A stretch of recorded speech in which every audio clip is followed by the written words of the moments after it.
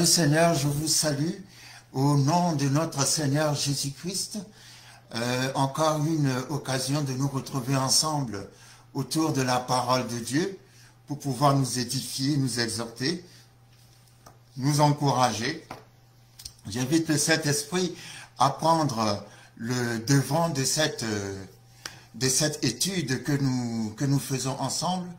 Il est celui qui a les révélations de la parole, il est celui qui nous éclaire. Donc merci Saint-Esprit de ce que tu nous conduis selon ton éclairage, selon ta lumière, de ce que tu utilises la parole de Dieu pour en faire quelque chose de puissant, quelque chose d'édifiant, quelque chose de vivant, quelque chose qui nous pousse à être déterminés et à être des gens capables de prendre des décisions quand il le faut, et des décisions qui glorifient le nom de notre Seigneur Jésus-Christ. Merci Saint-Esprit de ce que tu nous conduis selon ta volonté, dans le nom de Jésus. Aujourd'hui, c'est la deuxième partie concernant Rebecca. Nous avons parlé la dernière fois de Rebecca. Bon, j'avoue personnellement que c'est un peu un survol que nous faisons parce que nous n'avons pas le temps d'aller en profondeur dans tous les détails, ainsi de suite. Sinon, on pourrait faire une étude très intéressante aussi en essayant de classifier les différents thèmes concernant la vie de Rebecca, en dégager des leçons qui peuvent faire l'objet d'études particulières, d'études bibliques, ainsi de suite. Mais ce n'est pas grave parce qu'on trouve beaucoup de thèmes dans la vie de Rebecca qu'on peut traiter. Par exemple, la dernière fois nous avions parlé de cette fameuse phrase qu'elle a eue, j'irai, qui trahit une décision qu'elle a prise de suivre cet homme que Abraham avait envoyé, n'est-ce pas, pour chercher une femme à son fils. Mais avant que l'on aborde tout cela, je voulais revenir rapidement, c'est juste un clin d'œil, hein, comme on en avait parlé la dernière fois. Je disais que Paul avait écrit à Timothée, je ne permets pas à la femme d'enseigner.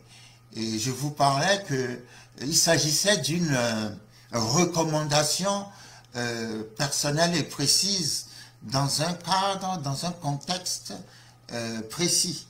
Et qu'il ne fallait pas généraliser la chose parce que Paul dit à Timothée, je ne permets pas à la femme d'enseigner, pendant que dans sa propre équipe missionnaire, il y a une femme qui enseigne. Donc, comme lorsqu'on fait des études bibliques, il faut toujours démontrer par la parole ce que nous disons. Alors, j'ai trouvé la référence en sorte que ça ne fasse pas polémique inutilement. Alors, lorsque nous allons dans Actes, dans le livre des Actes, Actes chapitre 18 par exemple, je vais lire juste un passage, hein, à partir du verset 24, Actes 18, à partir du verset 24. Un juif nommé Apollos, originaire d'Alexandrie, homme éloquent et versé dans les Écritures, vint à Éphèse. Il était instruit dans la voie du Seigneur et fervent d'esprit. Il annonçait et enseignait avec exactitude ce qui concerne Jésus, bien qu'il ne connût que le baptême de Jean. Il se mit à parler librement dans la synagogue. Aquilas et Priscille, c'est le couple dont je suis en train de parler, Aquilas et sa femme Priscille, l'ayant entendu, le prirent avec eux et lui exposèrent plus exactement la voie de Dieu. ils le prirent avec eux et lui exposèrent plus exactement la voie de Dieu. Comme il voulait passer en Achaïe, les frères l'y encouragèrent et écrivirent aux disciples de le bien recevoir, de bien le recevoir. Quand il fut arrivé, il se rendit par la grâce de Dieu très utile à ceux qui avaient cru, car il réfutait vivement les Juifs en public, démontrant par les Écritures que Jésus-Christ est le Christ. Car il réfutait vivement les Juifs en public, démontrant par les Écritures que Jésus-Christ, que Jésus est le Christ. Ce Apollos dont il s'agit, dont il est question ici dans ce passage, Actes chapitre 18, verset 20, à partir du verset 24 jusqu'à la fin, c'est un grand prédicateur, un très grand prédicateur, je dirais encore plus grand prédicateur que l'apôtre Paul lui-même. La Bible dit Apollos était versé dans les Écritures, c'est-à-dire il avait une grande maîtrise de la parole de Dieu. Alors qu'il prêchait, alors qu'il enseignait, Aquilas et sa femme Priscille l'ont écouté. Mais ils ont remarqué qu'il avait de l'éloquence, il parlait avec beaucoup d'éloquence, mais seulement au niveau de la doctrine qu'il enseignait, il avait des lacunes. Alors, Aquilas et Priscilla, ou Priscille, ça dépend de traduction, vont appeler Apollos, le faire asseoir et lui réenseigner la doctrine, lui redresser sa doctrine, corriger sa doctrine, lui réenseigner la doctrine, la saine doctrine, afin que ces prédications puissent être, comment dirais-je, basées sur la saine doctrine. Donc, il a été repris, corrigé, enseigné par Aquilas et Priscilla, ou Priscille. Et il n'a pas trouvé d'objection à être enseigné par une femme. Paul n'a pas interdit à Priscille de suivre son mari ou bien de faire l'œuvre missionnaire parce qu'elle est une femme. Paul n'a pas interdit à Priscille d'enseigner parce qu'elle est une femme. Donc Paul avait une femme qui enseignait dans son équipe. Mais en même temps, il dit à Timothée, je ne permets pas à la femme d'enseigner parce que la femme à Éphèse, particulièrement leur comportement à Éphèse, dans cette ville-là,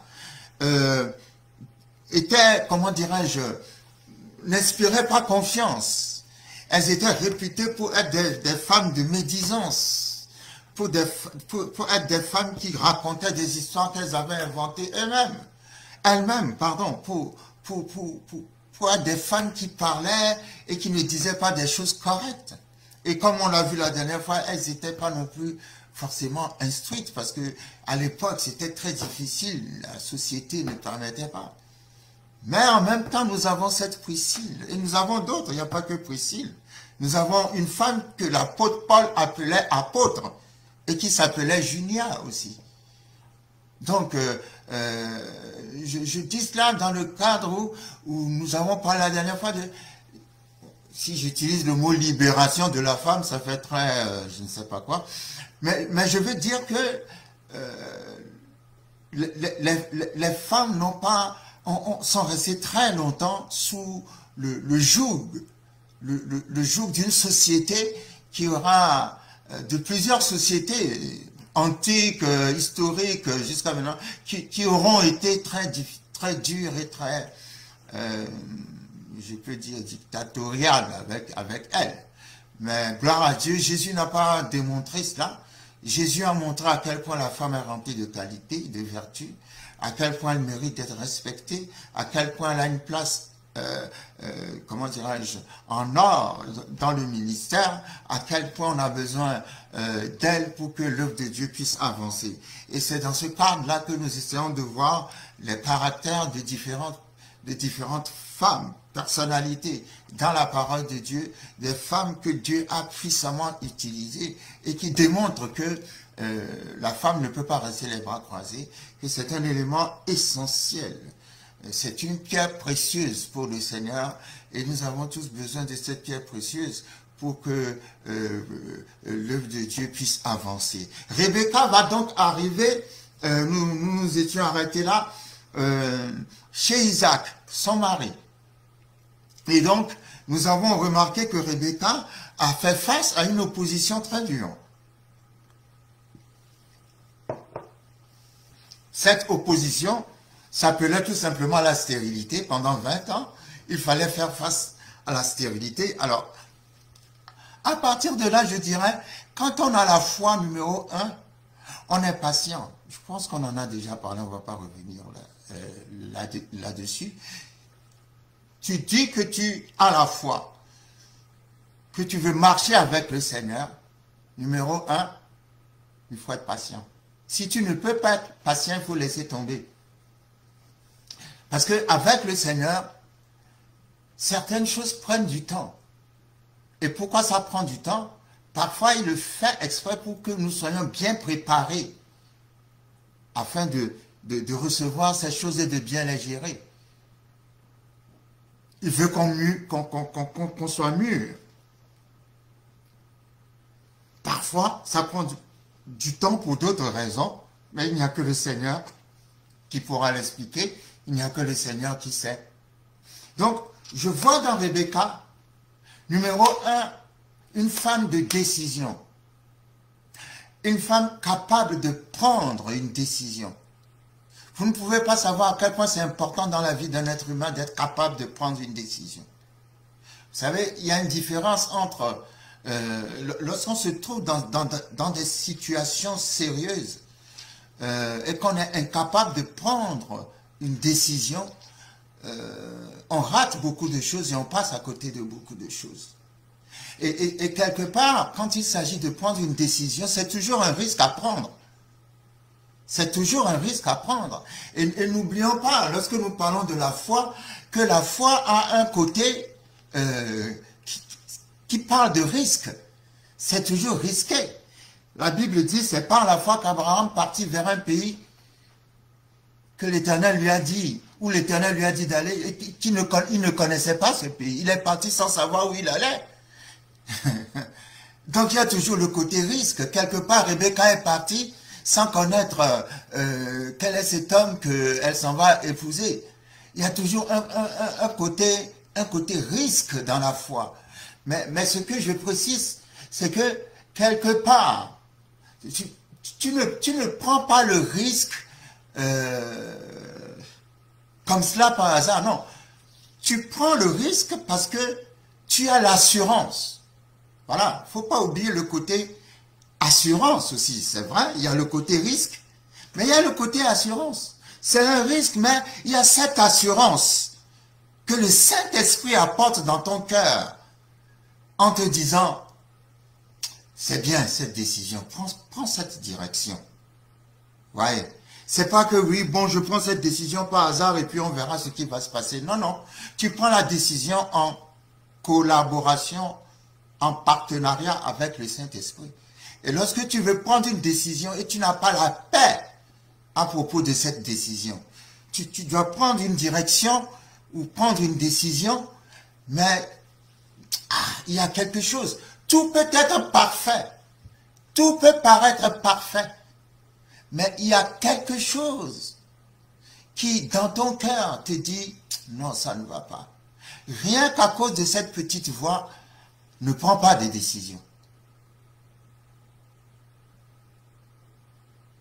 Parce qu'il faut avoir la paix totale quand tu prends une décision. Et Rebecca avait réfléchi au sujet. Lorsqu'on lui a demandé, veux-tu aller avec cet homme? Elle a dit, j'irai. Et j'aime bien ce j'irai là. Parce que c'est rempli d'espérance. C'est rempli de choses nouvelles. C'est rempli de décisions, de de rentrer dans d'autres saisons. C'est rempli de cette assurance d'aller à l'encontre de l'inconnu, l'invisible. Ça, ce côté un peu aventurier, mais l'assurance de la foi est dans le cœur. J'irai. Je suis prêt à tout pour embrasser cette, comment dirais-je, cette opportunité qui vient vers moi. Les gens ne profitent pas, je ne peux pas dire profiter, mais les gens ne savent pas reconnaître et utiliser les opportunités de Dieu. Vous savez, quand vous êtes quelque part et que les portes s'ouvrent pour vous, ne quittez pas cet endroit. Ne quittez pas cet endroit. Il y a des endroits où l'on vous chasse, mais il y a des endroits où les gens vous attendent. C'est curieux, mais c'est ça la vie. Il faut discerner là où on a le plus besoin de vous. Vous savez, quand Jésus-Christ a été chassé, a été chassé les démons de celui qui était possédé, le possédé de Gadara, celui qui était possédé par Légion. Les gens du village ont dit à Jésus de quitter le pays. Ils l'ont chassé. Ils ne l'ont pas glorifié, ils ne l'ont pas élevé, ils ne l'ont pas remercié parce qu'il a délivré cet homme qui dormait dans des tombes et qui était habité par des milliers de démons. Après cette grande délivrance, ils ont chassé Jésus. Ils ont dit à Jésus de partir. Mais la Bible dit, quand Jésus est parti, de l'autre côté, il y avait une foule qui l'attendait. La vie est comme ça. D'un côté, on vous chasse, de l'autre côté, il y a une foule qui vous attend. Ah, come on, cherche la foule qui t'attend. Cherche la foule qui t'attend. Il y a une foule qui t'attend quelque part parce que ta présence sur la terre n'est pas inutile. Dieu t'a envoyé sur cette terre pour une mission particulière. Il y a quelque part une foule qui t'attend. Amen. Il y a une foule qui t'attend. Il y a une foule qui t'attend. Donc il faut toujours être prêt à faire face. Mais faire face avec l'assurance que le Saint-Esprit est avec toi. Elle a dit j'irai. Et la manière dont elle a dit j'irai, on sent la femme qui est prête à tout, la battante, voilà. La battante. Et quand elle est arrivée dans son foyer, voilà, elle a dû avoir une vie de frustration pendant 20 ans, où c'était difficile d'avoir des enfants. Lorsque nous prenons la parole de Dieu, c'est intéressant de lire ce que la parole de Dieu dit dans Genèse chapitre 25. Je vais lire ce passage-là. Genèse chapitre 25.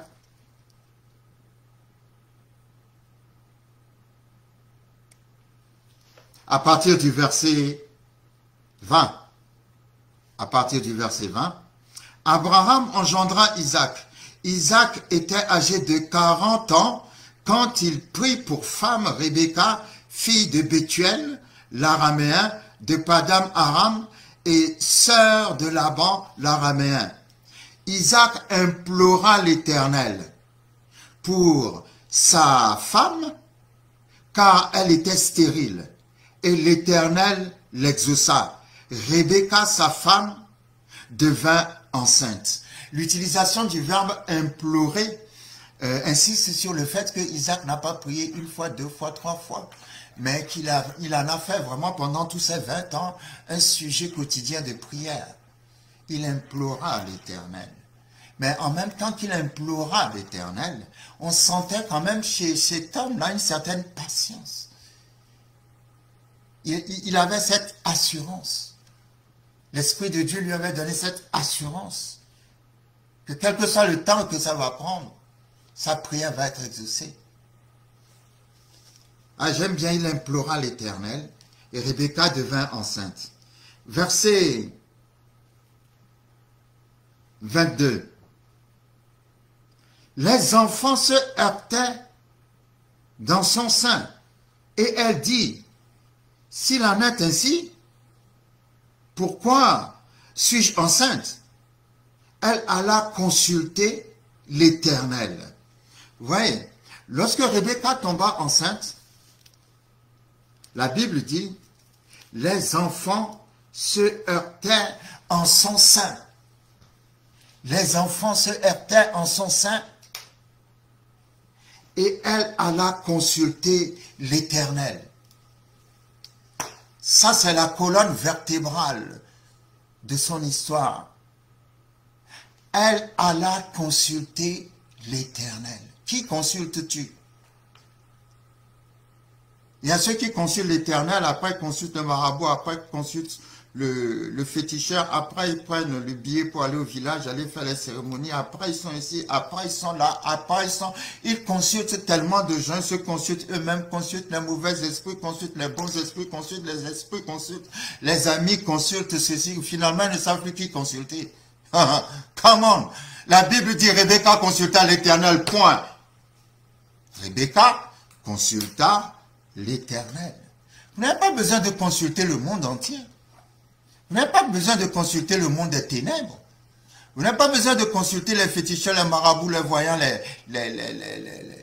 toutes les cartomanciens ou sières ou je ne sais même pas quoi, les diseuses de bonne aventure et tout ça. Vous n'avez pas besoin de consulter. Rebecca consulta l'Éternel. Cette phrase est très forte parce que cela nous donne automatiquement une idée de la personne à qui nous avons affaire. C'est quelqu'un qui croit en l'Éternel, c'est quelqu'un qui ne traite qu'avec l'Éternel, point.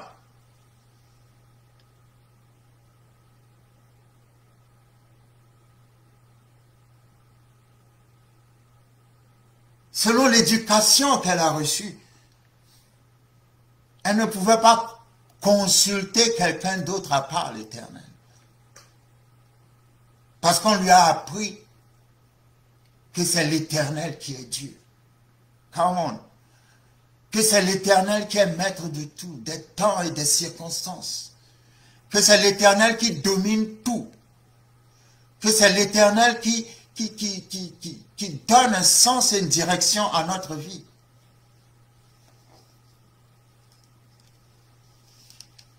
Et la Bible dit, elle alla consulter l'Éternel. Et l'Éternel lui dit, ouais, quand on lit les histoires, elle alla consulter l'Éternel et l'Éternel lui dit. Pour moi, ça veut dire, elle avait une relation particulière avec l'Éternel.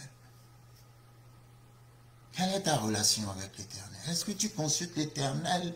Est-ce que l'Éternel te parle? Est-ce que l'Éternel Je parlais la dernière fois de l'importance d'avoir une relation personnelle avec le Seigneur.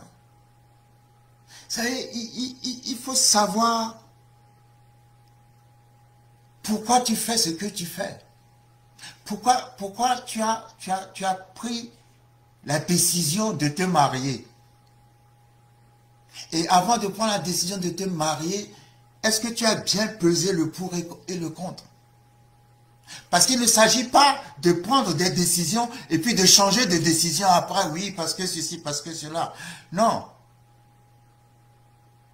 Vous savez, quand on prend une décision ne se change pas.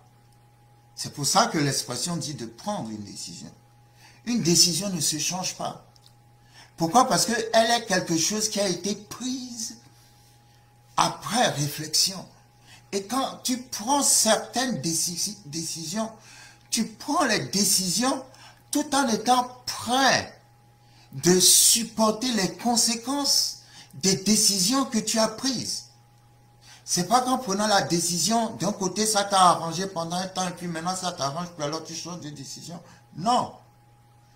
Tu prends une décision qui t'engage à quelque chose. Maintenant que ça t'engage à quelque chose, il faut être prêt aussi à supporter le côté négatif de la chose. Et tu te dis, bon, j'ai décidé d'épouser telle personne. tout en connaissant son défaut. Mais il a telle qualité que j'aime. Et à cause de cette qualité que je trouve plus importante que tout, alors je vais m'attacher à cette personne. Sinon, je sais que la personne que j'ai épousée n'est pas parfaite. Mais seulement à cause de cette qualité qu'elle a, je veux bien m'attacher à elle toute ma vie. Donc maintenant, si cette personne manifeste d'autres défauts, tu sais en toi-même, quand tu as décidé de l'épouser, que c'est comme ça que cette personne est. Donc tu donnes la priorité à la raison qui t'a poussé à l'épouser. Vous savez, je ne sais plus si c'est dans Jean chapitre 5 ou Jean chapitre 6, quand Jésus a dit, si vous ne mangez pas ma chair et si vous ne buvez pas mon sang, vous n'aurez pas la vie éternelle. Les gens étaient scandalisés. Et des centaines de disciples ont quitté Jésus à cause de cette parole-là. Ils ont dit non mais, on rentre dans une doctrine de cannibale ou quoi? Enfin bref, les gens étaient choqués, ils étaient scandalisés. Ils ont quitté Jésus parce que Jésus a dit, il faut manger mon corps et boire mon sang. Très peu de personnes sont restées avec lui. Et parmi ces très peu de personnes, il y avait Pierre. Et Jésus demande à Pierre, mais n'es-tu pas parti avec les autres? Et Pierre a eu cette réponse fantastique, extraordinaire et merveilleuse. Où irions-nous, Seigneur, puisque c'est toi qui as les paroles de la vie éternelle? Où irions-nous, Seigneur, puisque c'est toi qui as les paroles de la vie? On comprend que quand Pierre a décidé de suivre Jésus, il a décidé de le faire pour une raison particulière et quel que soit ce qui va se passer, il n'allait pas l'abandonner pour autre chose. C'est vrai, Pierre a renié Jésus, tout ça, mais je veux vous dire que Pierre savait pourquoi il était avec Jésus. À cause des paroles de la vie. Il faut savoir pourquoi tu prends des décisions de faire ce que tu as pris la décision de faire ce que tu fais. Parce que quand les vents vont souffler, il ne faut pas changer de décision. Il faut rester déterminé. Il dit oui, c'est ce que j'ai choisi et je reste là-dessus. C'est très important. Rebecca consulta l'Éternel. Et j'aime que Rebecca a consulté l'Éternel. Et la Bible dit, l'Éternel lui a dit. Il y avait une communion entre Rebecca et l'Éternel. Voyez. C'était une femme qui parlait avec Dieu. C'était une femme qui communiquait avec Dieu. C'était une femme qui communiait avec Dieu. C'était une femme qui dialoguait avec Dieu. C'était une femme qui savait entrer dans l'intimité de Dieu. C'était une femme qui avait des confidences avec Dieu. C'était une femme qui avait des secrets avec Dieu. C'était une femme qui avait une relation personnelle avec Dieu. J'aime d'autant plus ce verset. La Bible n'a pas dit Rebecca consulta le voyant de l'Éternel qui lui dit. Rebecca consulta le prophète qui lui dit. Bon, ça peut être comme ça n'a rien de mal. Mais j'aime que la Bible dit Rebecca consulta l'Éternel. C'est-à-dire, il n'y a pas d'intermédiaire entre elle et Dieu. Vous savez, c'est tellement bien, c'est tellement beau, c'est tellement bon. Quand tu peux parler avec Dieu et Dieu peut te répondre. C'est tellement extraordinaire quand tu peux avoir ta conversation avec Dieu. Quand tu sais que tu as parlé avec Dieu, que Dieu t'a donné une information, les gens viennent te dire le contraire. Tout le monde est en train de paniquer. Toi, tu es tranquille parce que tu sais ce que ton Dieu t'a dit. C'est ce type de relation-là qu'il nous faut développer. Donc l'Éternel va lui dire,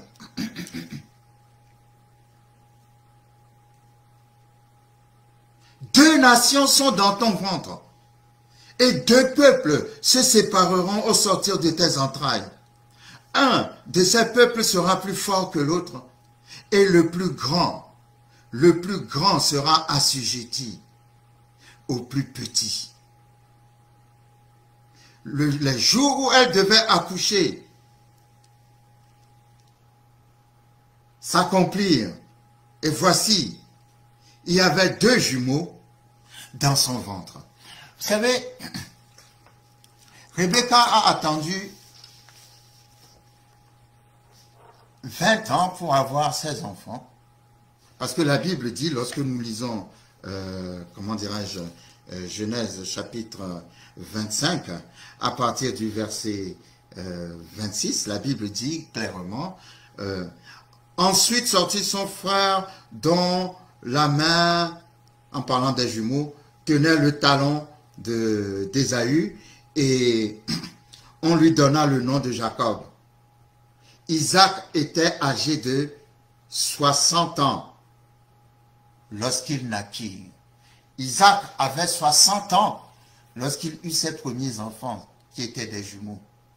Il avait 60 ans, et la même Bible nous dit que Isaac avait épousé Rebecca à 40 ans. Ouais. Donc c'est un couple que j'admire. Parce que malgré la stérilité qui les a frappés, ils ont gardé leur unité. Je prie pour l'unité dans ton couple. Ça va prendre peut-être beaucoup de temps, mais Dieu finit toujours par exaucer sa prière, exaucer sa parole.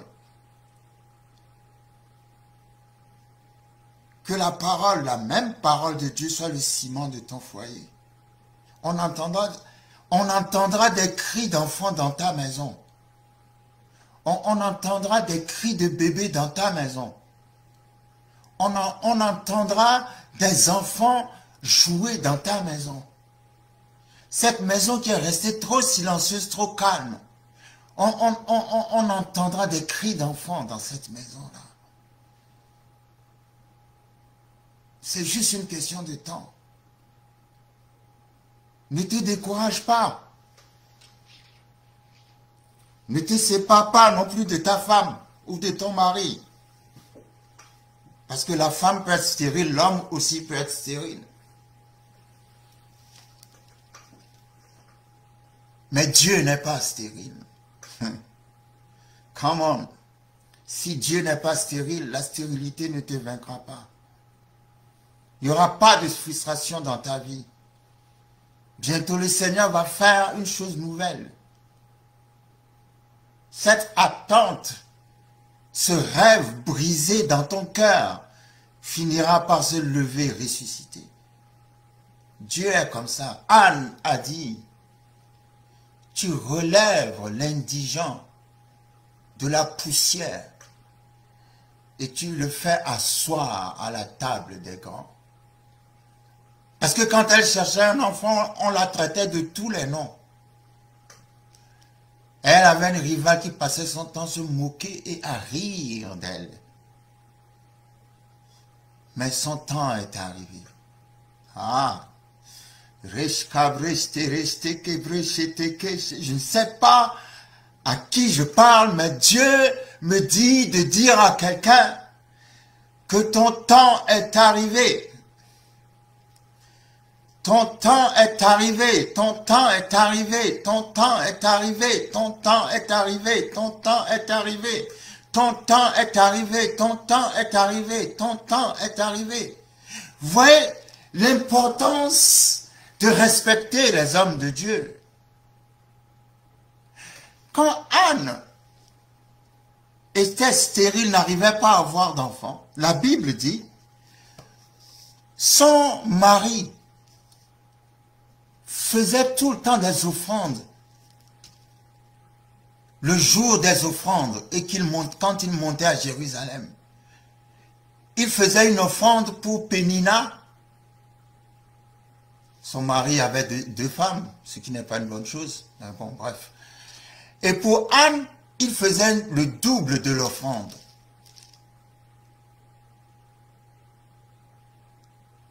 Ils ont prié, ils ont fait tout. Ils ont fait autant d'offrandes et de sacrifices jusqu'à ce que Anne ait la révélation. En disant, Dieu, si tu me donnes un fils, je vais te le redonner. Et la porte s'est ouverte. Mais ce n'est pas à ça que je veux venir. C'est que,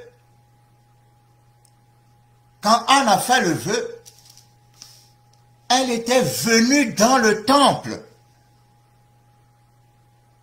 Le sacrificateur Élie l'a vue. Et le sacrificateur Élie, elle était tellement malheureuse. Le sacrificateur Élie a dit, mais à cette heure-ci, cette femme a déjà bu de l'alcool et est ivre.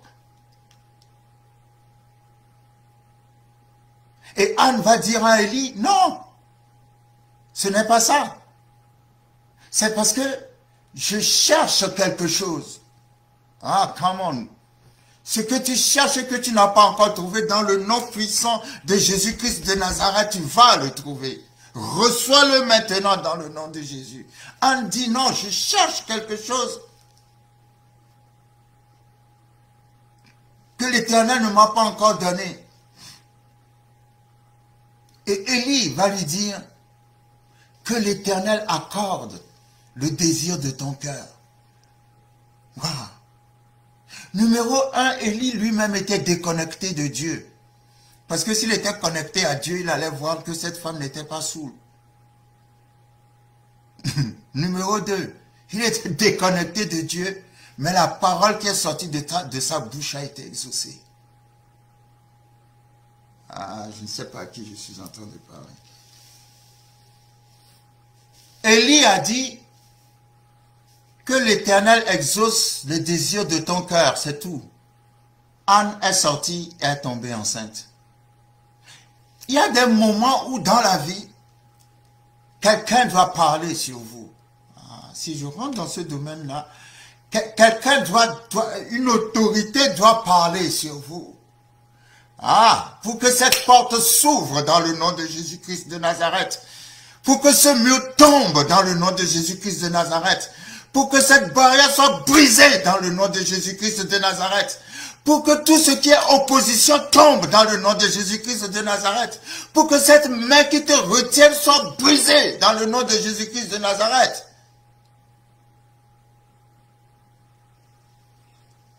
L'Éternel a dit à Rebecca, tu as 2 nations dans ton ventre. Ce ne sont pas 2 enfants. Tu as attendu trop longtemps pour que je te donne des enfants. Ah, come on, tu as attendu trop longtemps pour que je te donne des enfants. Je ne te donnerai pas des enfants, je te donnerai des nations. Parce que ta foi a besoin d'un salaire élevé. Parce que tu as attendu pendant 20 ans. Pendant toutes ces années, tu ne m'as pas abandonné. Ce ne sont pas des enfants, ce sont des nations que j'ai mises dans ton ventre. Il y a quelqu'un qui va recevoir des nations. Je dis à quelqu'un qui va recevoir des nations. Ton village ne te connaît pas. Ton quartier ne te connaît pas. Mais Dieu dit, je vais te donner des nations. Come on. L'œil n'a pas vu, l'oreille n'a pas entendu ce que Dieu a réservé à ceux qui l'aiment. Ce n'est pas encore monté dans le cœur de l'homme. L'imagination ne peut le concevoir. Non, Dieu dit, je vais te donner des nations. Je vais te donner des nations. Répète après moi, je reçois les nations au nom de Jésus-Christ de Nazareth. Au nom puissant de Jésus-Christ de Nazareth. Et les jumeaux vont naître. L'un qui est poilu s'appellera Ésaü et l'autre s'appellera Jacob. Et la Bible dit, quand ils allaient naître, que Jacob, quand il naissait, tenait le talon d'Ésaü. On voyait déjà qu'il y avait une sorte de lutte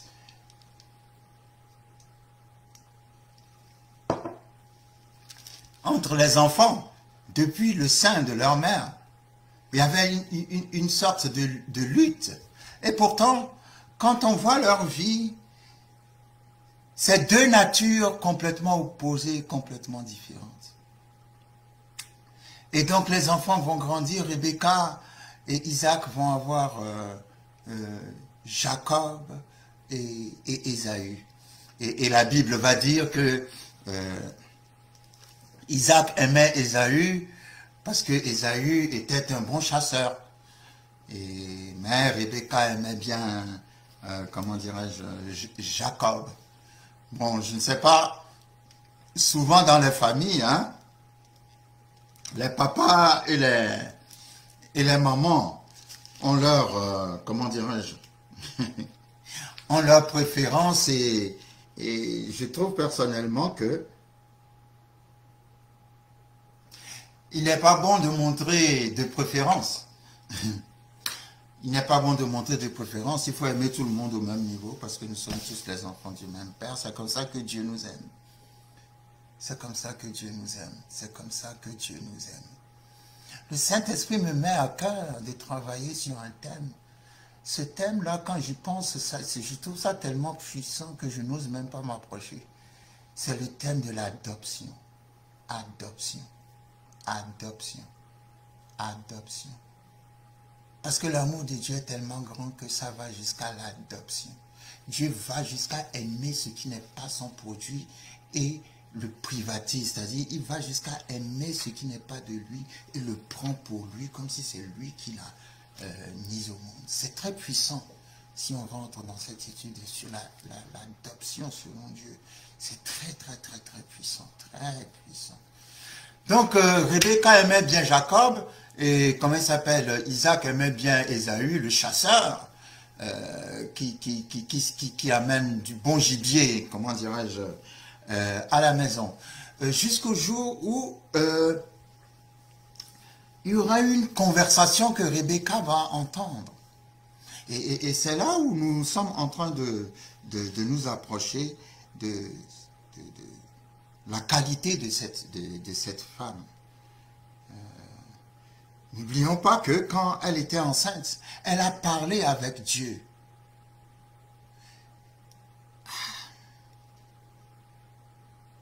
Je ne sais pas pourquoi, mais j'ai toujours pensé, ça n'a aucune, je ne peux pas le démontrer, mais l'expérience me prouve, je vois que Dieu parle plus aux femmes qu'aux hommes.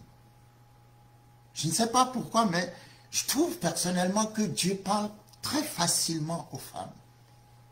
C'est très facile aux femmes d'avoir une relation, vraiment, d'avoir des secrets avec Dieu. Parce que, quand Dieu aura dit à Rebecca, tu as 2 nations dans ton ventre, mais le plus petit sera plus grand que le plus grand. C'est-à-dire le plus grand sera assujetti au plus petit. Le plus grand, c'est Ésaü. Et le plus petit, c'est Jacob. Mais Dieu a révélé à Rebecca que c'est Jacob qui sera le plus grand. Et pourtant, Jacob est le plus petit. Il y a eu comme une sorte de, comment dirais-je, d'inversion des choses. Celui qui devrait être béni, ça devrait être Ésaü, mais Dieu dit à Rebecca, non. Celui qui sera choisi le plus grand, celui qui sera béni, ça sera Jacob. Alors, maintenant, je ne sais pas si Rebecca a parlé avec son mari. Ça aussi, c'est une question qu'on peut se poser. C'est bien que les femmes partagent leurs secrets avec leur mari. Parce que, manifestement, Rebecca savait beaucoup de choses que, apparemment, Isaac ne savait pas. Vous voyez? Donc, Rebecca, pour elle, et c'est selon ce que la parole de Dieu dit, Dieu a choisi Jacob. Mais voilà qu'un jour, Rebecca entend que Isaac a décidé de bénir Ésaü en lui disant, va à la chasse. Pour aller beaucoup plus vite, excusez-moi, on ne va pas retourner dans chaque verset à chaque fois, mais je vous invite à lire les textes. Isaac va appeler Ésaü et lui dire, va à la chasse, tu prends un gibier, le gibier que tu tueras, tu me feras un bon plat que je vais manger, et après avoir mangé ce plat, je vais te bénir. Et Rebecca a entendu cela. Mais Rebecca s'est dit, mais ce n'est pas possible. Tu ne peux pas bénir Ésaü parce que Dieu m'a dit en fait que c'est le plus petit qui sera le plus grand. C'est le plus petit qui sera béni. Alors qu'est-ce qui s'est passé? Rebecca va dire à Jacob, ton père veut donner la bénédiction d'Abraham. Ton père veut la donner à Ésaü. Mais ça ne va pas se passer comme ça. Il faut absolument que tu ailles à la place de ton frère Ésaü prendre cette bénédiction-là. Alors Jacob va lui dire, mais tu sais que mon frère est velu, poilu, moi je ne le suis pas. Et elle dit, non, je vais te déguiser, tout ça. Comme Isaac est vieux et voit à peine, il a des problèmes de vue, il ne va pas te reconnaître. Donc Rebecca va faire un plat comme Isaac aime. Elle est la mieux placée d'ailleurs à savoir ce que Isaac aime au niveau des plats culinaires. Et va déguiser Jacob. Et Jacob va lui dire, mais si mon père me découvre, ça va être vraiment grave pour moi, parce que ceci, parce que cela. Et Rebecca va aller jusqu'à lui dire, même s'il faut que je prenne la malédiction, je prendrai la malédiction. Mais en parlant de cette façon, elle ne se voit pas maudite. Mais c'est une façon de parler qui veut dire, je connais la volonté parfaite de Dieu. Et je sais que ce que je suis en train de faire, c'est la volonté de Dieu. C'est comme ça que Dieu veut que ça soit. Et vous savez, dans la vie, nous accusons très facilement les gens. Nous accusons très facilement sans nous rendre compte qu'il y a des portes que nous-mêmes nous avons ouvertes et qui permettent à l'ennemi et aux démons d'agir dans nos vies, d'agir dans nos familles de génération en génération. Vous savez, c'est parce que nous sommes, comment dirais-je, nous n'avons pas assez le temps, autrement. La Bible nous dit que Ésaü est revenu de la chasse un jour. En revenant de la chasse, il trouve Jacob en train de faire la soupe. Ésaü avait faim. Et Ésaü demande à Jacob, peux-tu me donner un peu de cette soupe que tu es en train de préparer? Jacob regarde Ésaü et Jacob lui dit, il n'y a pas de problème.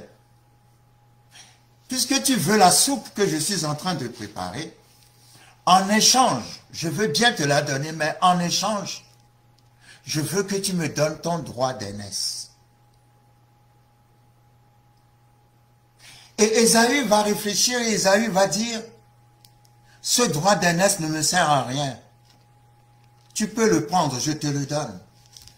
En échange, donne-moi la soupe. Et Jacob va lui donner la soupe. Donc, Ésaü a vendu son droit d'aînesse pour avoir la soupe de Jacob. Et en faisant cela, il a ouvert la porte. Parce qu'en vendant son droit d'aînesse, il a vendu sa bénédiction. Il n'est pas possible que tu puisses vendre quelque chose de spirituel en échange de quelque chose de matériel. Ça, c'est un sujet à développer. Ésaü, c'est le type de personne qui met les choses matérielles au-dessus des choses spirituelles. Pendant que Jacob, c'est le type de personne qui met les choses spirituelles au-dessus des choses matérielles. Ésaü a vendu son droit d'aînesse, c'est ça qui a ouvert la porte. Et qui a fait que, lorsque Jacob va se présenter déguisé, il va recevoir la bénédiction. Ce n'est pas tellement à cause de Rebecca, c'est parce que Ésaü lui-même a ouvert la porte. Et la malédiction est entrée. Il y a beaucoup de choses que nous faisons, des décisions aussi que nous prenons, qui sont des portes ouvertes et la malédiction entre. Parce que nous nous trouvons parfois dans des situations où nous privilégions ce qui est matériel par rapport à ce qui est spirituel. Ésaü, c'est le matériel au-dessus du spirituel. Jacob, c'est le spirituel au-dessus du matériel. Le problème est que le matériel vient du spirituel et non le contraire. Parce que la Bible dit que ce que nous voyons vient de ce que nous ne voyons pas. Donc Ésaü était quelqu'un qui aimait les choses matérielles. Il a été la source d'amertume pour le cœur de Rebecca et d'Isaac, parce qu'il est parti épouser une fille païenne. Parce qu'il s'est, comment dirais-je, il est rentré en liaison avec les Cananéens, le monde païen. C'était quelqu'un qui n'avait rien de spirituel, Ésaü. Absolument rien. Quand vous voyez le personnage, vous l'étudiez, tu ne peux pas vendre ton droit d'aînesse parce que tu as faim. Ce que tu vas manger et qui va passer dans les toilettes le lendemain n'a aucune valeur à côté d'une bénédiction qui est éternelle. Mais il ne sait pas reconnaître. Il y a des gens qui ne savent pas reconnaître la valeur des choses spirituelles. Ils ne savent pas valoriser les choses spirituelles. Et c'est dommage. Ça, c'est l'esprit d'Ésaü. Vous voyez? Donc, Jacob va réussir son coup. Quand il va arriver déguisé comme Ésaü, Isaac va le bénir. Et il va prendre la bénédiction, il va partir. En fait, comme je dis toujours, il a volé quelque chose qui lui appartenait de toute façon. Parce que la Bible dit, lorsque nous lisons Romains chapitre 9,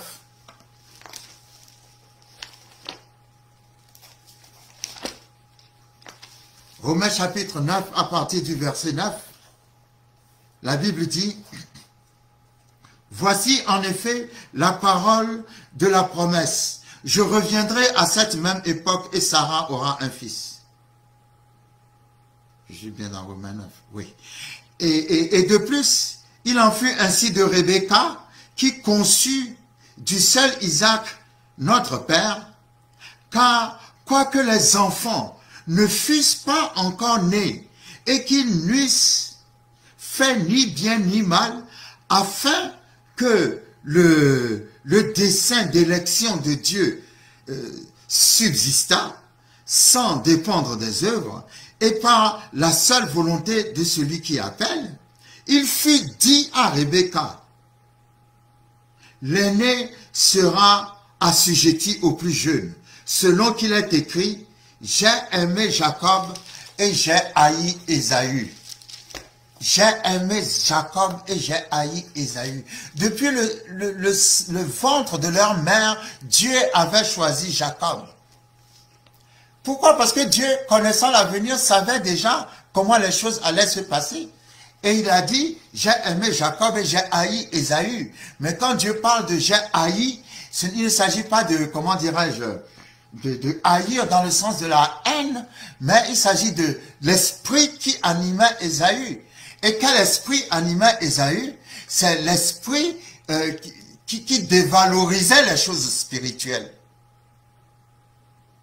Le Seigneur n'aime pas cet esprit qui dévalorise les choses spirituelles. Jacob aimait tellement les choses spirituelles qu'il pouvait les voler. Mais Ésaü n'avait aucune considération pour les choses spirituelles. Et vous savez, quand Jacob va prendre la bénédiction, il va partir. Dieu ira le trouver dans le désert. et Dieu va le bénir dans le désert. Je n'ai jamais vu Dieu aller trouver un voleur pour le bénir. Parce que quand Isaac l'a béni en croyant qu'il bénissait Ésaü, Jacob va partir et Ésaü va arriver après.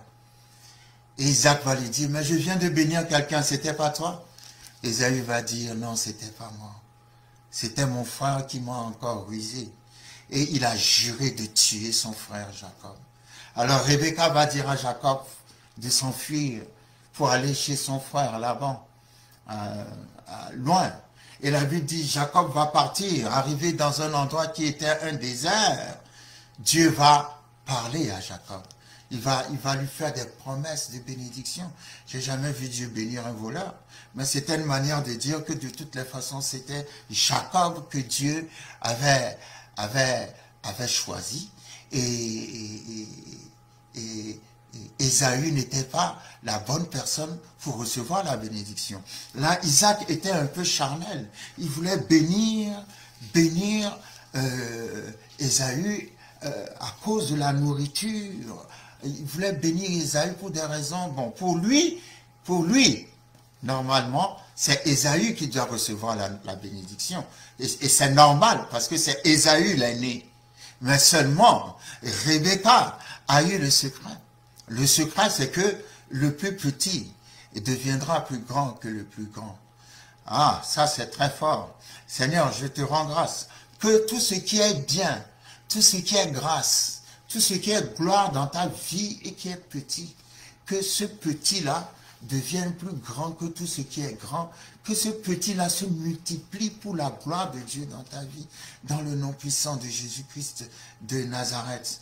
Donc, la bénédiction va partir pour Jacob. Et imaginez, connaissant Ésaü, imaginez que la bénédiction est partie chez Ésaü. Peut-être qu'on n'aurait même pas Israël aujourd'hui. Parce que quelque part, c'est Jacob qui est devenu Israël. Et c'est Rebecca qui a porté Israël dans son ventre. Rien que cette image-là déjà même montre à quel point cette femme était extraordinaire, parce que c'est elle qui a porté Israël dans son ventre. Et c'est elle qui a lutté pour que la bénédiction n'aille pas chez Ésaü, mais reste chez Jacob, qui deviendra Israël plus tard. Donc, quelque part, elle a intervenu, peut-être la manière dont elle a intervenu est peut-être charnelle. Parce que Dieu n'a pas besoin de tromper Isaac pour bénir Jacob. C'était certainement charnel. Quelqu'un me dira, ah, mais si elle n'a pas fait cela, Dieu aurait trouvé une autre solution. Oui, certainement, mais heureusement quand même que Rebecca n'a pas à empêcher le fait que Isaac bénisse Ésaü. Parce que si Isaac avait béni Ésaü, je le dis encore, on n'aurait peut-être pas Israël aujourd'hui. Toutes les promesses allaient être complètement chamboulées. Parce que Ésaü était un homme qui n'avait aucun sens. Et je ne vois pas Jésus descendre d'Ésaü, mais je le vois descendre de Jacob. Et donc, quelque part, nous voyons le rôle important, préservateur que Rebecca a joué. Si Rebecca n'était pas là, ça aurait été autre chose. Peut-être que ça allait basculer, mais gloire à Dieu, Rebecca était là. Une femme de foi, parce que Dieu lui a parlé. Elle a dit, même si je dois être maudite, je veux être maudite, mais je ne peux pas agir autrement. Je ne peux pas faire quelque chose qui est en opposition à ce que Dieu m'a dit. Si Dieu a dit que c'est Jacob, alors je ferai tout pour que Jacob prenne la bénédiction. Et nous avons besoin de gens comme ça. Dieu a besoin de gens comme ça. C'est ça que la parole appelle les témoins. Des gens qui sont là, qui sont prêts à donner leur vie pour que ce que Dieu veut s'accomplisse. Pour que ce que Dieu a décidé s'accomplisse. Ils sont là pour travailler avec Dieu. Ils sont là pour soutenir le plan de Dieu. Ils sont là pour que la justice de Dieu se fasse. Pour que la justice de Dieu se fasse. Rebecca va mourir avec amertume dans le cœur, certainement. Pourquoi? Parce que à cause de cela, ses fils ne s'entendaient pas. Ésaü et Jacob.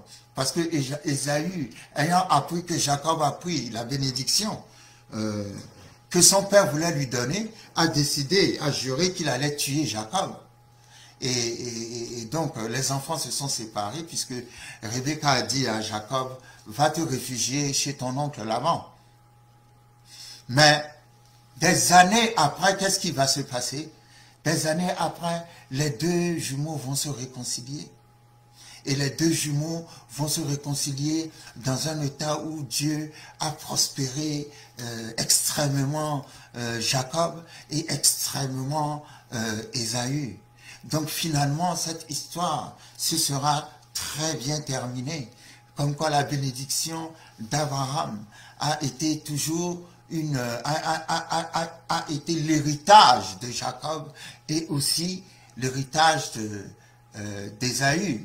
Et quand Ésaü était revenu, alors que Jacob venait de prendre sa bénédiction, il a dit à son père, mais n'as-tu plus de bénédiction à me donner alors? Mon frère a tout pris, mon frère a tout volé. N'as-tu plus de bénédiction à me donner? Et Isaac a dit, non, je n'ai plus de bénédiction à te donner. Je n'ai plus, parce que je lui ai tout donné. Je t'ai même rendu son serviteur en le bénissant. Et la Bible dit que, comment dirais-je, Ésaü va pleurer. On va conclure. Je vais vous inviter dans Hébreux chapitre 12. Hébreux chapitre 12. Hébreux chapitre 12. C'est là où j'ai compris que quand les patriarches disent une parole, une fois que c'est sorti de leur bouche, c'est fini. C'est fini, une fois que c'est sorti, c'est sorti. Isaac a dit à Ésaü, j'ai déjà parlé. Je ne peux plus reprendre ce que j'ai dit sur ton frère. Wow. Et j'ai tout dit sur ton frère, je lui ai tout donné. Je lui ai donné toutes les bénédictions. Je ne peux plus reprendre ça pour te les donner. Mais pendant qu'il parlait à Ésaü, il a dit, tu vas errer ça et là.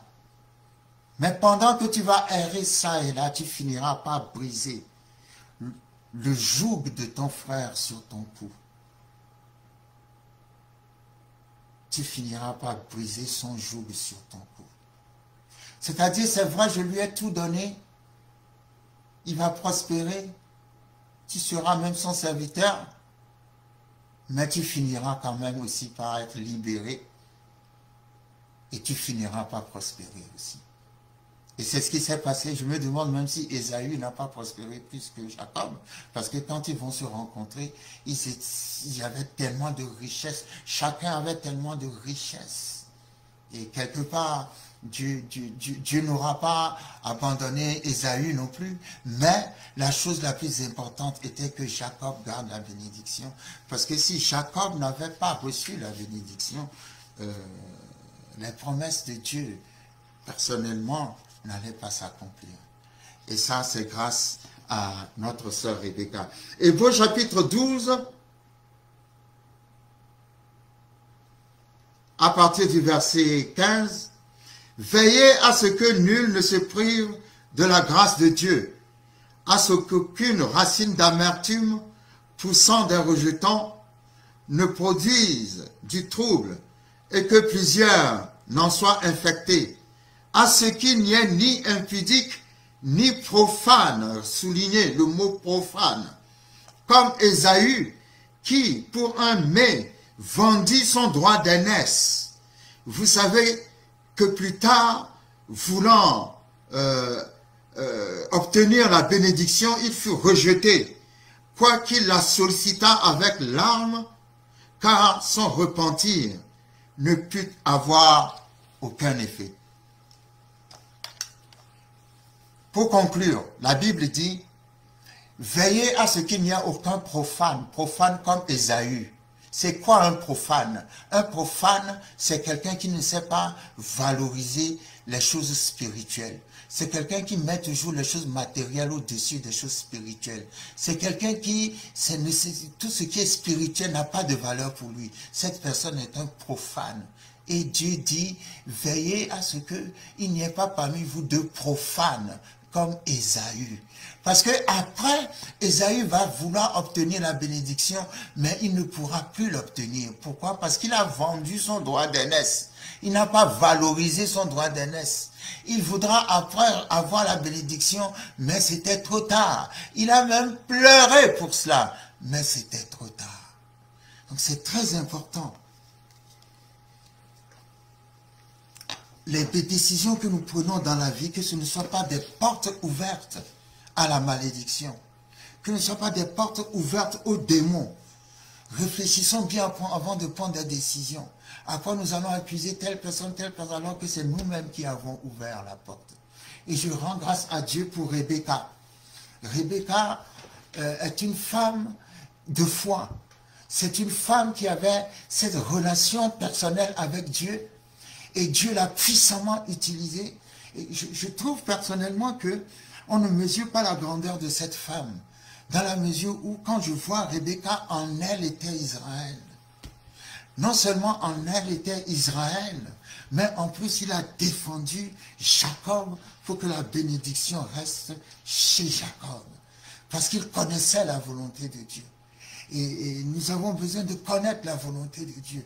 Nous avons besoin de lutter pour la volonté de Dieu. Même si cette lutte a été charnelle, même si cette lutte, quoi qu'ait été cette lutte, ce que j'admire chez Rebecca, c'est le fait que, connaissant la volonté de Dieu, il n'a pas laissé les choses se passer comme elles devraient se passer.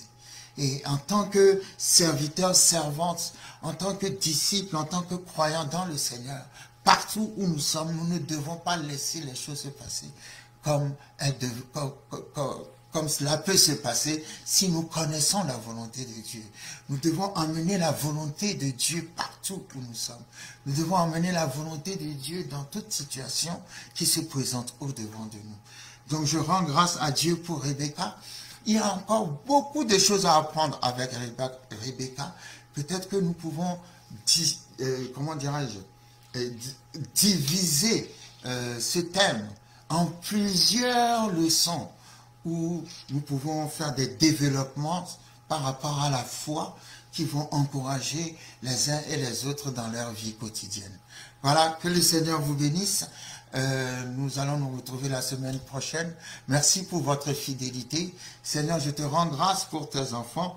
Que ta faveur et ta grâce continuent de les accompagner. Merci de ce que tu fais de nous, des gens déterminés, qui savent prendre des décisions, des gens qui sont prêts à tout pour que la volonté de Dieu s'accomplisse exactement comme ça s'est passé avec Rebecca.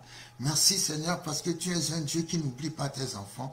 Que ton nom soit élevé au nom puissant de Jésus-Christ de Nazareth. Amen.